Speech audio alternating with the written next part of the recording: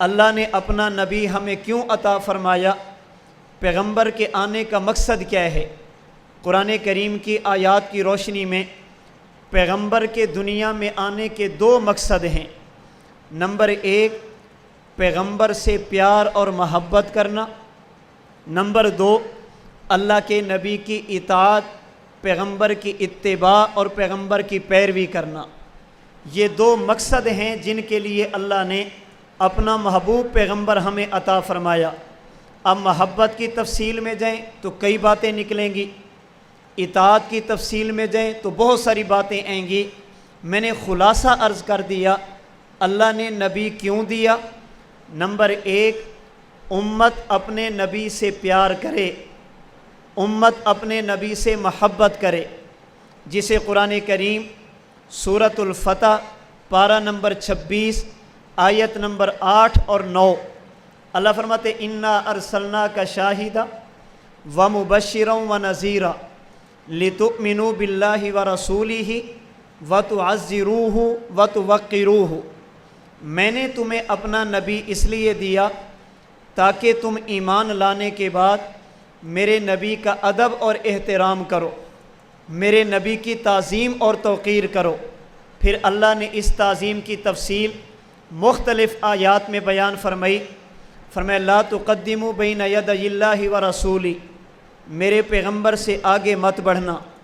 لا ترفعوا اصواتکم فوق صوت النبی، اپنی آوازوں کو میرے پیغمبر کی آواز سے اونچا مت کرنا، میرے پیغمبر کا ادب اور احترام کرنا، میرے نبی کی تعظیم اور توقیر کرنا۔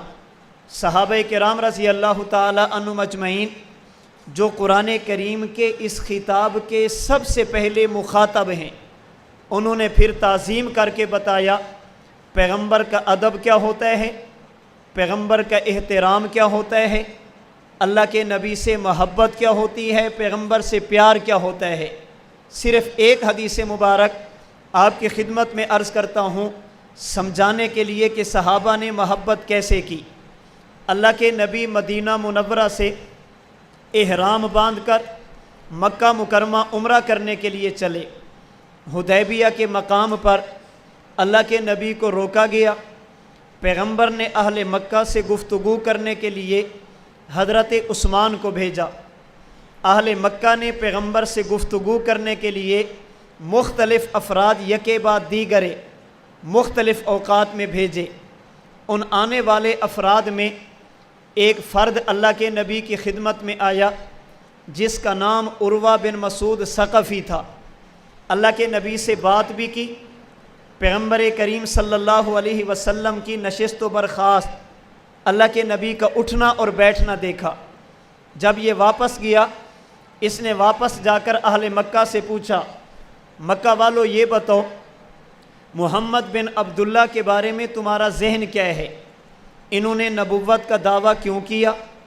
تمہاری مخالفت کے باوجود اپنی دعوت جاری رکھی، تم نے تکلیفیں دی وہ پھر بھی بڑھتا رہا، تم نے علاقہ چھوڑنے پر مجبور کر دیا وہ پیغمبر پھر بھی ڈٹ کر کھڑا ہے، بدر اور احد کی جنگیں لڑی گئی وہ پیغمبر پھر بھی 1 انچ پیچھے نہیں ہٹا، یہ پیغمبر یوں ڈٹ کے کیوں کھڑا؟ اہل مکہ کہنے لگے عروہ یہ شخص بادشاہ بننا چاہتا ہے، اپنی سلطنت قائم کرنا چاہتا ہے، اپنی رعایا اور ماتحت تیار کرنا چاہتا ہے، اس لیے نبوت کا دعویٰ کیا تاکہ لوگ مجھے وہ عزت دیں جو بادشاہوں کو ملتی ہے۔ عروہ بن مسعود کہنے لگا یہ تمہاری غلط فہمی ہے، اللہ کے نبی صلی اللہ علیہ وسلم یہ بادشاہت کے طلبگار نہیں، یہ جسموں پر حکومت کرنے والا فرد نہیں، یہ زندگیاں بدلنے والا فرد ہے، اس نے دلوں کی کایا پلٹ کر دیکھی ہے۔ میں تمہاری طرف سے بڑے بڑے بادشاہوں کے پاس گیا مذاکرات کرنے کے لیے، معاملات طے کرنے کے لیے، گفتگو کرنے کے لیے، میں نے بڑے بڑے بادشاہوں کو دیکھا، ان کے وزراء کو دیکھا، ان کی رعایا کو دیکھا، بادشاہ اور ماتحتوں کا تعلق دیکھا، اور میں نے حدیبیہ کے مقام پر نبوت اور صحابہ کا تعلق بھی دیکھا۔ اللہ کی قسم یہ بندہ بادشاہ نہیں، یہ بادشاہت کا طلبگار نہیں، یہ اپنی رعایا نہیں بنانا چاہتا۔ عروہ بن مسعود نے قسم اٹھا کر کہا، جسے امام بخاری نے صحیح بخاری میں نقل کیا، کہا واللہ ان رأیت مالکا قط یعظمہ اصحابہ ما یعظم اصحاب محمد محمدا۔ اللہ کی قسم میں نے بڑے بڑے بادشاہ دیکھے، لیکن جتنا پیار اور محبت، تعظیم و توقیر، ادب اور احترام پیغمبر کے صحابہ پیغمبر کا کرتے ہیں، اللہ کی قسم کسی بادشاہ کی رعایا اتنا ان کا اکرام نہیں کرتی، اتنی محبت نہیں کرتی۔ کہنے والوں نے کہا عروہ، بادشاہوں کے آنے پر رعایا کھڑی ہو جاتی ہے، بادشاہوں کے آنے پر لوگ سجدے بھی کرتے ہیں، کیا محمد کے صحابہ بھی محمد کو سجدہ کرتے ہیں؟ اس نے کہا یہاں بات سجدے کی نہیں، بات سجدوں سے آگے چلی گئی۔ کھڑا ہونا خوشامد میں ہو سکتا ہے، کسی کو تعظیماً سجدہ کرنا اس کی رضا دلجوئی کے لیے یا دنیاوی مفاد کے لیے ہو سکتا ہے۔ میں نے جو نبی اور صحابہ کا تعلق دیکھا یہ بادشاہ اور رعایا کا نہیں۔ انہوں نے کہا جی کیا معنی؟ کہا میں نے بادشاہوں کو دیکھا، اگر وہ تھوک ڈال دیں، سجدہ کرنے والے بادشاہ کے تھوک کو دیکھنے کے لیے بھی تیار نہیں۔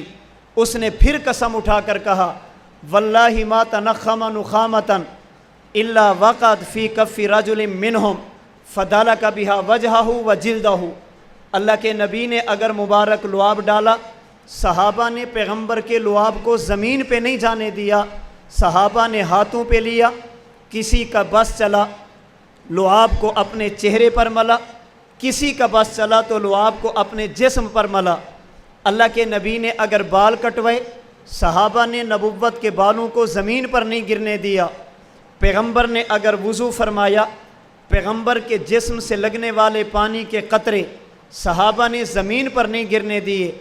اللہ کے نبی جب تک خاموش ہوں وہ پیغمبر کو دیکھتے ہیں، اور جب پیغمبر بات شروع کر دیں صحابہ کی آوازیں خاموش، صحابہ کی گردنیں جھک جاتی ہیں۔ اس لیے میرا مشورہ ہے اس بندے کو تسلیم کر لو، یہ دنیا کی کایا پلٹنے والا فرد ہے، یہ بادشاہت کا، سلطنت کا، رعایا اور حکومت کا طلبگار نہیں۔ اللہ نے ہمیں پیغمبر عطا فرمایا تاکہ ہم اپنے نبی سے پیار کریں، اپنے نبی سے محبت کریں۔ کتنی کریں؟